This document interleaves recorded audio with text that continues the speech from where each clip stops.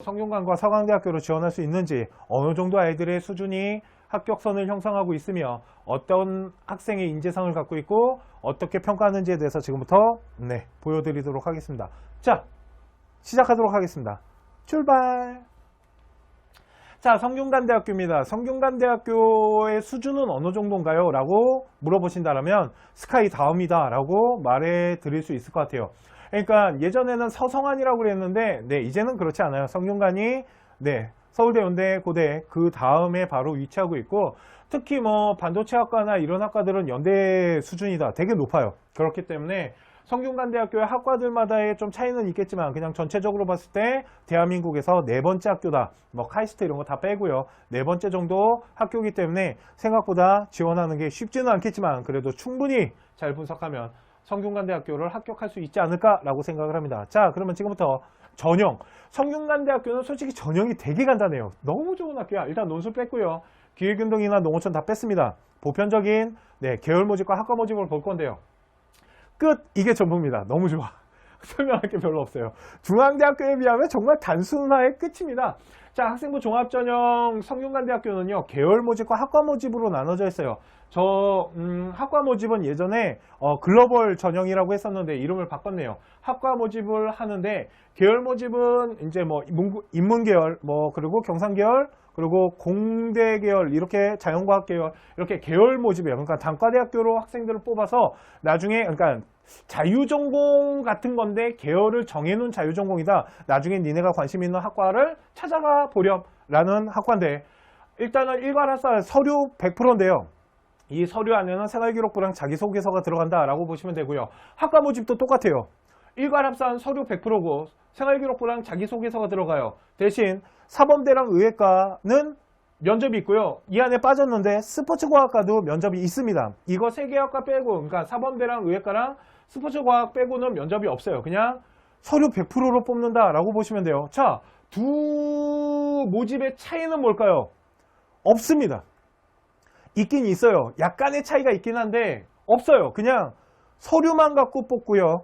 사범대나 의예과나 스포츠과학 아니면 면접이 없어요. 그러니까 서류를 잘 형성해야 된다라고 보시면 되고, 자소서의 비중이 엄청나다라고 보시면 되는데, 대신 그거는 있어요. 뭘 좀 보고 넣으셔야 되냐면, 오늘 해야 되는 성균관대학교는 면접이 없다 보니까 납치를 당할 수 있습니다. 무슨 말이냐면, 우리 아이가 연세대학교를 갈 수 있는 수능 점수를 만들었는데 성균관이 합격을 해버리면, 아시죠? 정시는 못 넣는 거. 그렇기 때문에 성균관대학교랑 서강대학교도 마찬가지지만, 이 학교를 지원할 때는 서강대학교는 이제 전형 따라 좀 틀리지만 성균관대학교나 이런 한양대학교, 성균관대학교만 말할게요. 오늘은 성균관 하는 날이니까 납치를 당할 수 있습니다. 무슨 말이냐면, 우리 아이가 정시를 잘 봐요. 그런데 정시 점수가 스카이 점수가 나왔는데 성균관대학교가 서류를 봐서 우리 아이를 합격을 하게 되면 납치당하십니다. 그렇기 때문에 6월, 9월 모평 성적표를 잘 분석한 다음에 지원하셔야 되는 대학교다라고 보시면 돼요. 특히 상위권 아이들. 그리고 그런 소문이 있어요. 성균관대학교는 수능 점수를 본다. 모르겠어요. 이게 어느 학생을 분석해보면 보는 것 같고 어떤 학생을 보면 또 안 보는 것 같고, 그런데 일단 성균관대학교는 우리는 수능 성적은 보지 않습니다라고 말하는 걸로 봐서 믿어줘야겠죠. 서류로만 평가하고요. 면접이 없고요. 그리고 두 전형 모두 최저는 미적용입니다. 자, 그런데 이 두 개의 학과의 차이가 좀 있지 않을까요? 그 부분에 대해서 좀 봐야 되는데, 자, 두 전형의 선발의 차이가 있다라면 전공적 합성 부분인데, 이 성균관대학교는 전공적 합성을 또 미친 듯이 뚜렷하게 보지는 않아요. 이게 무슨 말이냐면, 보기는 봐요. 특히 어디? 학과 모집하는 라인은 전공적 합성 부분을 좀 봅니다. 그러니까 그 학과를 찾아가는 데 있어서 우리 아이가 관심사가 그 학과와 연계시킨 활동들이 생활기록부에 있으면 좋아요. 그런데 오해를 하지 않아야 되는 게 하나 있어요. 성균관대학교는. 그게 뭐냐면, 만약 보세요. 우리 아이가 만약 중어중문과를 집어넣을 거예요. 중어중문과를 집어넣을 건데 A라는 학생이 영어랑 국어에 대한 어떤 어문 능력에 대한 부분을 되게 이제 잘 구성을 했어요. B라는 학생은 중어중문과에 맞게끔 중국 문화를 연구하고 중국이랑 영어랑 막 이런 것들에 대해서 연구를 했어요. 그러면 전공 적합성을 봤을 때는 중어중문과를 준비한 아이가 더 높잖아요. 그렇게까지 안 본다고요. 어느 정도만 보냐면 A라는 학생도 좋은 학생이고 B라는 학생도 좋은 학생이에요. 왜? 어문에 대한 관심이 있잖아요. 어문 능력 자체가 전공인 거예요. 그러니까 성균관대학교 학과 모집을 집어넣을 때는 꼭 우리 아이가 그 전공과 딱 맞는 건 아니지만 색깔적인 부분이 전체적인 능력이 그 학과의 색깔이 난다라면 지원할 수 있다고요. 이해 가십니까? 그렇기 때문에 계열 모집은 아예 그런 것도 없어요.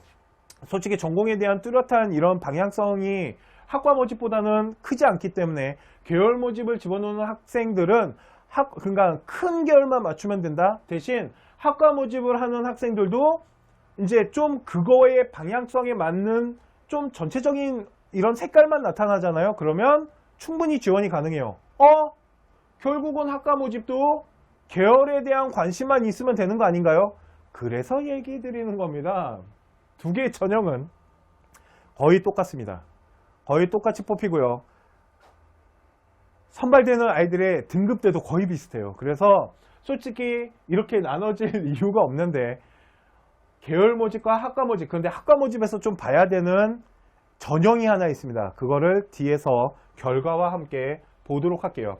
자, 학교별 지원 등록률이라는 걸 좀 볼 줄 알아야 되는데요. 이게 뭐냐면 특목고 애들 얼마나 오냐는 거죠. 솔직히 저희가 입시 데이터를 분석해보면 작년에 솔직히 특목고 아이들이 좀 많이 떨어졌잖아요. 근데 성균관은 솔직히 그렇지 않아요. 특목고 아이들이 생각보다 좀 합격률을 형성해냈다라고 볼 수 있는데 그냥 그렇게 보시면 돼요. 10명 중에 한 6명 정도는 일반고 아이고 4명이 특목고다. 그런데 특목고가 훨씬 많이 지원하지 않나요? 라고 물어보실 수도 있겠지만 등록하는 비율과 잘 보세요. 지원하는 비율이랑 등록 비율이 거의 비슷한 거 보이십니까? 이 얘기는 뭐냐면 특목고 아이들이 지원했을 때 합격할 수 있는 등록 비율도 좀 높고요. 또 하나는 이 등록 비율이라는 거는 지원 비율이랑 좀 봐야 되는 게 학교를 등록한 거예요. 그죠? 그랬을 때 특목고 아이들 이거 그냥 다 합쳤을 때 한 38% 정도 나와요. 이해 가시죠? 38% 정도가 특목고 아이들이다 라고 보시면 되는데 그러면 10명 중에 한 4명 정도는 특목고고 6명은 일반고다 라고 보시면 되니까 생각보다 특목 비율이 높네요. 네, 적지는 않아요. 그렇기 때문에 특목고 아이들은 원점수를 가지고 지원하는 건 아니고요. 특목고 그러면은 한 몇 등급 아이들이 지금 성균관대를 형성하고 있나요? 라고 저한테 물어보신다면 3등급 때부터 한 5등급 때 6등급도 있는 것 같아요. 그런데 저희가 데이터 분석했을 때는 3등급부터 5등급 때 아이들이 좀 형성이 되고 있지 않나 라는 생각이 들어요. 그러면 나머지 일반고 아이들의 이 60% 정도가 되는 이 수치가 있는데 이 일반고 아이들이 합격하는 한 등급대는 한 어느 정도로 될까요? 라고 봤을 때 지금부터 성균관대학교는 솔직히 입시 이 전형에 대해서 분석해 드릴 게 별로 없습니다. 단순하기 때문에 결과를 좀 보도록 할게요. 자, 이게 2019 데이터랑 2020 데이터를 분석한 거고요. 음영이 들어가 있는 좀 밝은 색깔로 들어가 있는 게 뭐냐면 비율이 좀 높은 부분을 저희가 체크를 했어요. 지금부터 볼게요. 여기가 1등급 초반대 아이들이고 여기가 1등급 중후반대 아이들이에요. 그리고 여기가 2등급 초반, 2등급 중후반, 3등급, 4등급 이하예요. 자, 그러면 제가 말씀드리면 이렇게 보시면 될 것 같아요. 2.2에서 2.29까지 아니다. 2.49까지는 여기가 이렇게 나눠지는 것 같아요. 여기가 이렇게 나눠졌을 때 요 앞이 일반고일 것 같고요. 요 뒤쪽이 특목고 그러니까 특목고일 확률이 높아요. 그런데 보시면 아까 보셔서 아시겠지만 일반고 아이들의 등록 비율이 한 60% 정도가 되죠. 그러고 입시 결과를 보니까 1등급 때 초반대 아이들의 비율이 높잖아요. 그러니까 이 두 개의 수치를 해보면 딱 일반고예요. 그러니까 성균관대학교는 우리 일반고에서 기준으로 잡을 때 몇 등급 정도 나와야 되나요? 단순 수치로 봤을 때 1등급 후반은 나오셔야 돼요. 아무리 못 나와도. 그리고 1등급 초반이 나왔을 때 사회과학이나 경영이나 글로벌 라인 집어넣으면 합격할 확률이 높아진다라는 게 입시 결과로서 보여지는 거고 이 입시 결과를 제가 보여드리는 이유 중에 하나가 뭐냐면 이게 서강대학교 좀 이따 보여드릴 건데 그거랑 틀려요. 서강대학교는 솔직히 분석이 안 되는데 성균관대학교 같은 경우는 이제 우리 아이 등급을 가지고 학교의 수준이나 우리가 성균관을 지원했을 때 등급이 어느 정도가 형성됐는지를 기준선을 잡을 때 2019년이랑 2020년 보이시죠? 두 개의 데이터를 보여주었는데 합격하는 비율대가 정말 비슷하게 떨어져요. 이 얘기는 뭐냐면 2019나 2020이나 저 정도 등급대의 퍼센테이지가 형성되는 게 비슷하다는 건 학과를 아이들을 뽑을 때 등급대를 형성하는 거를 분석했을 때 저 정도가 돼야지 지원할 수 있는 거예요. 예를 들어서 우리 아이가 만약 사회과학대학교를 집어넣을 건데 우리 아이가 만일 내신 등급이 1.8등급이에요. 1.8등급이면 사회과학대학교를 봤을 때 1점대 초중반, 그러니까 초반 아이들이 비율이 높게 형성되잖아요. 그런데 인문과학 같은 경우는 1등급 대 중후반 아이들의 합격 비율이 높아지죠. 그러면 우리 아이가 지원할 때는 인문과학 쪽으로 지원하는 게 훨씬 유리할 수 있다고요. 이걸 이렇게 활용하시면 돼요. 그러니까 학생들의 선발 기준의 어떤 데이터를 분석했을 때 우리 아이 등급, 그러니까 성균관대학교 환산으로 등급을 냈을 때 어디에다가 지원했을 때 더 유리한지, 그러니까 사회과학이나 경영라인이나 글로벌 라인은 1등급 대 초반 아이들의 비율이 높고 인문과학 같은 경우는 매년 1등급 초반 아이들과 1등급 대 중후반 아이들이 나눠먹기가 좀 진행되고 있어요. 일반고 기준으로. 그러니까 등급이 조금 약하다라면 인문과학 쪽으로 집어넣는 게 훨씬 유리할 수도 있겠네요. 이걸 이렇게 분석하면 되고요. 계열 모집은 아까 말씀드렸지만 전공에 대한 뚜렷한 걸 보지 않기 때문에 우리 아이가 만일 어문 쪽에 학업 성적만 좀 괜찮다라면 내가 경영을 준비했지만 어문 쪽에 성적만 괜찮다라면 인문과학을 집어넣는 인문계열로 집어넣는 것도 하나의 방법이 될 수 있다라고 말씀드리는 거예요. 어떻게 분석하는지 아시겠죠? 자, 그리고 또 하나 특목고 볼게요. 자, 특목고 같은 경우도 마찬가지예요. 보시면 글로벌 라인이 2등급 대 중후반 아이들의 비율이 높아졌다는 건 글로벌이 그만큼 특목고 아이들 성적대가 형성돼야지만 들어갈 수 있다는 것도 의미하겠네요. 이해가시죠? 또 하나 2등급 대 잘라갖고 뒷부분 봤더니 퍼센테이지가 2등급에서 3등급 대가 생각보다 많이 형성됐다는 건 특목고 우리 학생들 등급 원점수를 통해서도 봐야겠지만 단순 등급을 가지고 했을 때 최소한 3등급 대까지 나와야지 성균관 대학교를 지원했을 때 합격할 수 있는 학업 성적 기준이 마련되어 있다라고 보면 되지 않을까요? 그렇게 활용하라고 보여드리는 거고요. 또 하나 전공 예약이에요. 아까 제가 학과 모집 안에 전공 예약을 좀 봐야 된다고 말씀을 드리는데 이 전공 예약이 좀 오해하는 부분이 있어서 말씀드린 거예요. 우리 일반고 학생들 잘 들어봐야 되는 게 뭐냐면 지금 보이는 이 데이터도 아까 인문 데이터 보듯이 분석하시면 되는데 지금 밑금을 쳐드린 저 밝은 색깔로 밑금 쳐준 게 학생들의 지원하고 있는 어떤 반영 비율인데 일반고등학교와 특목고등학교가 나눠졌고 문과보다 이과는 등급대가 조금 더 낮게 형성되어 있다라는 부분들, 그걸 가지고 우리 학생이 어디에 지원하면 좋은지를 한번 찾아보시기 바랍니다. 이게 성균관 대학교 입시 결과를 활용해서 우리 학생의 위치와 어디를 지원했을 때 좋은지 이런 부분들을 잘 볼 수 있다. 예를 들어서 아까 하나만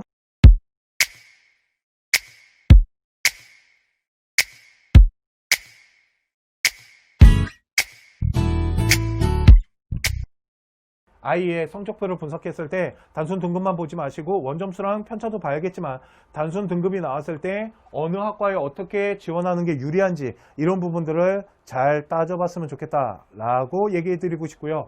전공 예약 같은 경우는 생각보다 이과 이것만 보잖아요. 그러면 이과 자사고나 과고 아이들이 성균관에 미친 듯이 전공 예약을 집어넣지는 않는 것 같아요. 그렇기 때문에 이과는 인문계 아이들 1등급 후반 아이들부터 2등급 대 초중반 아이들까지 충분히 해볼 만하고 1등급 대 중후반 아이들은 성적에서 밀리진 않고요. 2등급 대 초중반 아이들은 충분히 해볼 만해요.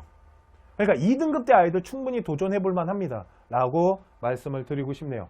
자, 여기까지 성균관대학교를 분석해 드렸고요. 자, 그러면 이제부터 서강대학교 한번 보도록 하겠습니다. 자, 서강대학교 예전에 참 이제 성균관보다 높은 학교였어요. 특히 문과 그죠? 문과 같은 경우는 그래서 서성한이라고 불렀잖아요. 그런데 이제는 솔직히 서강대학교가 저는 성균관한테 안 된다고 생각합니다. 한양대학교한테도 안 되지 않나라는 생각을 할 정도로 그렇다고 제가 또 그렇게 밑으로 까는 건 아닙니다. 가기 힘든 학교예요. 아시다시피. 그죠? 그런데 성균관대학교 같은 경우는 확실히 죄송해요. 서강대학교 같은 경우는 이런 생각이 들어요. 오늘 왜 묶어서 해드리냐면 성균관을 집어넣은 학생이라면 서강대학교를 한번 같이 지원하는 건 어떨까요? 왜? 똑같아요. 그래서 그런 건데. 자, 지금부터 그러면 서강대학교를 좀 보도록 하겠습니다. 아, 좋아요. 할 얘기가 별로 없어요. 네. 아까 말씀드렸지만 중앙대처럼 막 떠들 게 별로 없어요. 자, 학생부 종합전형 1차가 있고요. 2차가 있는데요. 이거 바꾼 겁니다. 네. 학업형이고 이름 뭐였지? 학업형, 자기주도형이었나? 하여튼 이런 거였는데 헷갈리잖아요. 사람들이 그랬을 거예요. 헷갈리다고. 헷갈린대요. 그랬더니 되게 편하게 1차, 2차로 나눠놨어요. 이 얘기가 뭐냐면 학생부 종합전형 1차는 일괄 합산으로서 서류 100이에요. 성균관대랑 똑같네요. 그죠? 두 번째, 최저 미적용이고요. 학생부 종합전형 2차는 뭐냐면 이게 왜 2차라고 하냐면요. 일괄 합산 서류 100에다가 자소서랑 생기부랑 해서 최저는 미적용이에요. 똑같아요. 1차, 2차가. 그런데 뭐가 있냐면 자기소개서 입력을 수능을 끝난 다음에 해요. 이거 왜 이렇게 만든 거냐면 아까 말씀드렸죠. 우리 아이가 만일 서울대, 연대, 고대 정시 점수가 서울대, 연대, 고대를 갈 수 있어요. 그런데 성균관대학교 잘못 집어넣으면 어떻게 된다고요? 납치당한다고 말씀드렸잖아요. 만일 우리 아이가 연대 점수가 나왔는데 만일 성균관에서 땡겨버리면 성균관 가야 돼요. 이걸 납치당한다 그러는데 그걸 예방하기 위해서 자, 우리 학교는 납치하지 않습니다. 만일 모의고사 잘 보고 수능 준비 잘 돼 있는 학생들 서울대, 연대, 고대 넣으시고요. 저희 학교 한 장 넣어주세요. 라고 만든 게 2차예요. 무슨 말이냐면 자기소개서 입력을 수능 이후에 해요. 만약 우리 아이가 연대 서울대 점수 갖고 오면 자소서를 안 쓰시면 돼요. 그냥 거기에다가 고맙습니다 라고 써놓거나 애국가 써놓으시면 돼요. 동해물과 백두산이 마르고 닳도록 아무것도 안 쓰셔도 되고요. 그러면 떨어지겠죠. 이해 가십니까? 그러니까 납치하지 않겠다라고 만들어 놓은 거예요. 왜 만들었을까요? 저는 이게 돈을 벌기 위해서 그렇지 않을까요? 여기가 경쟁률이 더 세지 않을까요? 뭐 이런 것들. 그런데 경쟁률은 여기가 더 좋아요. 자, 학생부 종합전형 1차와 2차는 이거 말고는 아무런 차이가 없어요. 뽑고자 하는 선발 기준이 똑같기 때문에 그렇습니다. 자, 그러면 한번 볼게요. 자, 평가 방법을 좀 보도록 할게요. 성균관대학교는 일단 학업 역량을 보는데 학업을 두 개로 나눠서 봅니다. 학업 역량을 두 개로 나눠서 보는데 하나는 학습 태도랑 결과예요.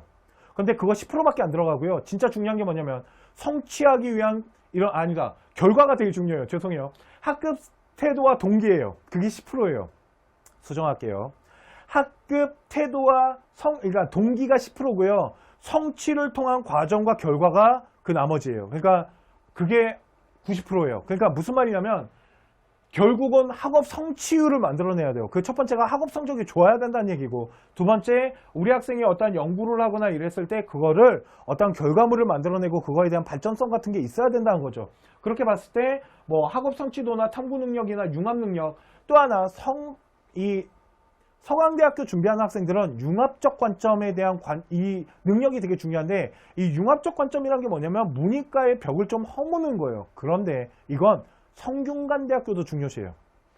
그렇기 때문에, 그리고 비판적 사고력인데 결국은 학업 성적을 만들어내는 능력들, 그러니까 성적도 만들어야 되고 동아리나 아니면 수상이나 이런 것들을 통해서 어떤 학업을 탐구해 나가는 이런 모습들 중을 통해서 뭔가 결과물들을 만들어내고 발전되는 모습들, 그런 것들을 좀 이렇게 문이과가 아닌 좀 다양한 활동들을 하는 이런 모습들, 이런 게 일단 중요하다고 말을 하는 거고요. 두 번째, 인성입니다. 인성은 맨날 얘기하는 거예요. 그죠? 협력, 나눔 배려, 그리고 이타성, 도덕성. 그러니까 인성에서 제일 중요한 건 뭔가요? 라고 물어보시면 제가 이제 컨쇼 라디오 방송에도 이제 올려놨는데 결국은 소통 능력이에요.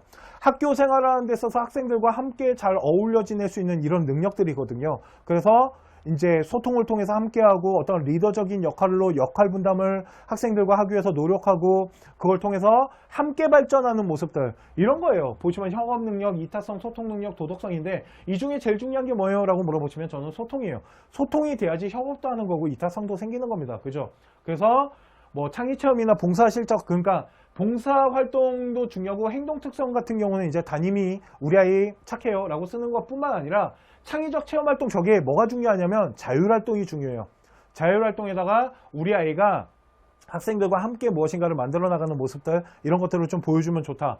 그래서 근데 성균관대학교는 이 인성 부분에 대한 평가가 그렇게 높진 않아요. 네, 학업 역량이 일단 되게 높거든요. 그리고 이 성장 가능성을 좀 높게 평가를 합니다. 그래서 학업 역량과 성장 가능성이 좀 높게 평가가 되는데, 그 중에 학업 역량이 일단 제일 높게 평가가 된다라고 보시면 되고요.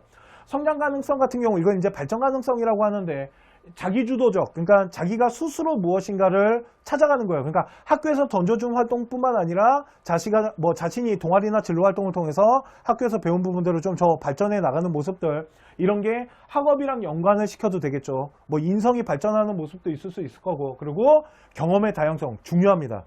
아까 말씀드렸지만 서강대학교의 생활기록부 안에는 자신의 관심사만을 발전시키는 게 아니고 좀 다양한 활동들을 발전시키는 이런 모습들을 되게 중요시하거든요. 문과, 이과의 벽을 좀 허물어 나가는 모습들도 되게 중요하고, 이런 것들이 학년별로 좀 발전해 나가는 모습들, 다양한 영역에서 이렇게 좀 활동하거나 이렇게 성장하는 모습에 대한 어떠한 결과론적인 거, 그리고 리더십 같은 경우도 인성평가가 좀 발전하는 모습들, 1학년 때 어떠한 리더십보다는 2학년, 3학년 때 리더십이 더 발전해야 되지 않을까요? 그리고 창의적 문제 해결력이라는 건 어떠한 이제 문제점이 생겼을 때 그 문제를 해결해 나가는 극복 사례들, 이런 것들이에요. 그런데 보세요. 제가 지금 말한 게 결국은 이제 저희가 항상 말했던 4대 요소인데, 이 4대 요소 안에 뭐가 빠진 거냐면 전공적 합성이 빠졌어요. 그죠? 그런데 이게 성균관대학교 계열 모집이랑 똑같아요. 계열 모집도 솔직히 자기 관심사의 어떠한 자기주도적 발전, 이걸 보는 거지 전공적 합성을 그렇게 뚜렷하게 미친 듯이 보는 건 아니거든요.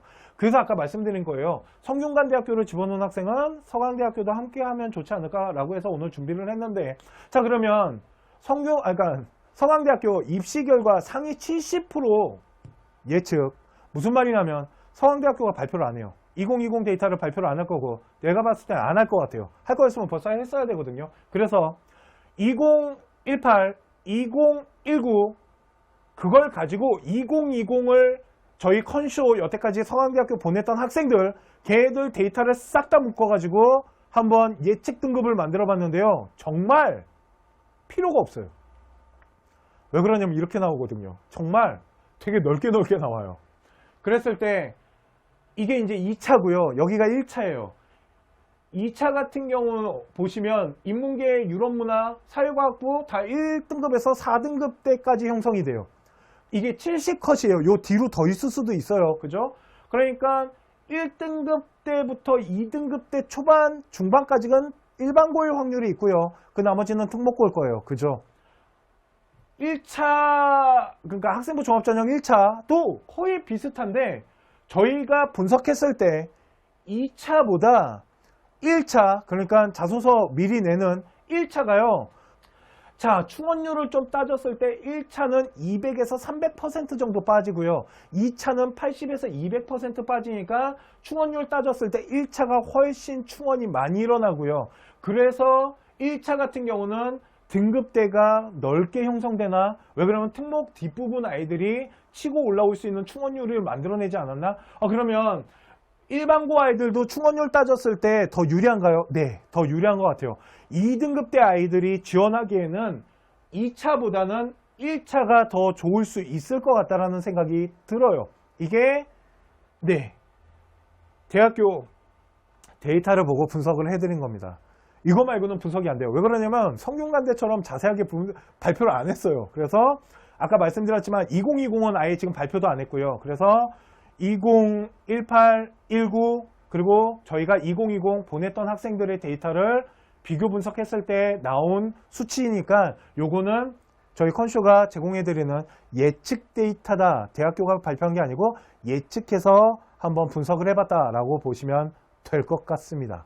이해가시죠? 자, 그러면 성균관대학교랑 서강대학교랑 어느 학교를 지원하는 게 더 유리할까요? 라고 물어보신다면 일단은 생활기록부 수준이나 성적만 보고 얘기 드리면 성균관대학교가 서강대학교보다는 약간 높은 것 같아요. 이런 생각이 좀 드는데 뭘 좀 체크하셨으면 좋겠냐면 전공 적합성을 좀 체크하셨으면 좋겠고요. 둘 다 지원하기 딱 좋아요. 성균관대학교랑 서강대학교는 같이 지원하면 좋을 것 같아요. 그러니까 성균관을 집어넣으면 서강대학교도 집어넣었으면 좋겠어요. 라는 마인드로 지원하면 되지 않을까요? 왜? 보시면 아시겠지만 똑같거든요. 특히 학생부 종합전형 1차, 2차와 성균관대학교의 계열 모집은 정말로 뽑고자 하는 인재상이나 뽑고자 하는 선발 기준들 이런 거 분석해보면 정말 거의 똑같아요. 그러니까 별 차이가 없고 약간 학업에 대한 성적에 대한 차이는 좀 있겠지만 정말 거의 비슷해요. 거기다가 입시 결과를 분석해도 거의 비슷해요. 그런데 그냥 저희 경험상 성균관대학교가 한 단계 조금 한 요만큼 위다라고 보시면 되고요. 전공 적합성을 좀 체크했으면 좋겠습니다라고 얘기하는 이유는 성균관대학교 때문에 그래요. 성균관대학교 학과 모집을 집어넣을 건지 계열 모집을 집어넣을 건지를 따져봐야 되잖아요. 성균관대학교 계열 모집을 집어넣었을 땐 서강대학교 지원에도 큰 문제가 없고요. 만약 우리 아이가 어떠한 전공 적합성 부분이 좀 잘 돼 있다라면 성균관대학교는 학과 모집을 집어넣으면서 서강대학교는 그냥 집어넣으셔도 돼요. 왜? 서강대학교는 정말 전공에 대한 부분을 진짜 반영을 정말 안 합니다. 전공성에 대한 방향성을 진짜 안 보는 학교 두 학교가 있어요. 서강대학교랑 이화여자대학교인데 정말 전공 라인 잘 안 봐요. 그러니까 뭘 많이 봐요? 학생의 관심사를 발전시켜 나가는 모습들 이런 것들을 되게 중요시 보고 그런데 전공에 대해서 만약 관심을 갖고 활동을 했다라면 그거에 맞는 학과를 지원하셔도 되지만 꼭 그렇게 생각 안 하셔도 됩니다.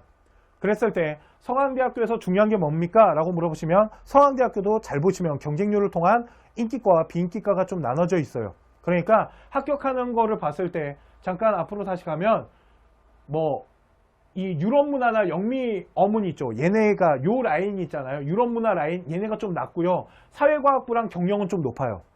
그리고 인문계에서도 철학이나 종교는 솔직히 좀 낮아요. 아이들 선발 기준에서 들어오는 이런 걸 보면 좀 낮고 그리고 자연 쪽에서도 자세히 보시면 어디가 낮다라고 말하긴 좀 어렵지만 수학과가 생각보다 세요. 수학과가 생각보다 세고 좀 약한 데는 어디예요? 라고 물어보시면 기계공이 이거는 안 돼. 기계공 세요.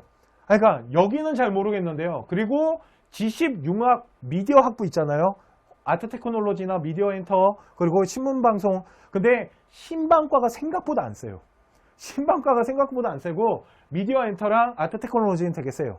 이런 부분들이 있으니까 인기과 비인기과를 따졌을 때 서강대학교는 좀 학생부 이 수준이 좀 있겠지만 그래도 이제 학업 성적이 아까 보여드린 것처럼 일반고는 1등급 때부터 2등급 때 한 중반까지는 한번 해볼 만하고 특목고 같은 경우는 3등급 때 그 아이들부터 충분히 한번 해볼 만하다라고 보시면 될 것 같아요. 그리고 전국자사 같은 경우는 한 4, 5등급 때까지도 한번 도전해 볼 필요 있지 않나 라는 생각이 드네요. 그래서 성균관대학교 때문에 전공 적합성에 대한 체크를 하고 성균관대학교 계열 적합성이나 학과 모집 어떻게 할 건지를 정했다라면 서강대학교는 그냥 같이 던지시면 되지 않을까라는 생각을 하고요. 서강대학교를 지원하실 때는 전공에 대한 부분을 너무 많이 신경 쓰실 필요는 없다라고 생각하시면 됩니다. 자, 오늘 성균관대학교랑 서강대학교 어떤 전형이 우리 학생한테 유리할지 그리고 두 학교 어떤 전형을 우리 학생이 지원하면 좋을지 그리고 입시 결과를 어떤 식으로 분석했을 때 어떤 학과가 어떤 성적대 학생들이 지원했을 때 조금이라도 더 유리할 수 있는지 이 부분에 대해서 설명을 해드렸고요. 서강대학교 아까 모집 요강 말씀드렸잖아요. 그게 성균관대학교 정말 계열 모집이랑 뽑는 스타일이 거의 비슷해요. 저런 식으로 평가를 하거든요. 성균관대학교도. 그러니까 이런 부분들도 잘 체크를 하시면서 준비를 하시면 될 것 같습니다. 자, 오늘 라이브 방송 여기까지 하도록 하고요. 잠깐만 기다려 주시면 1대1 상담해 드리도록 하겠습니다. 감사합니다.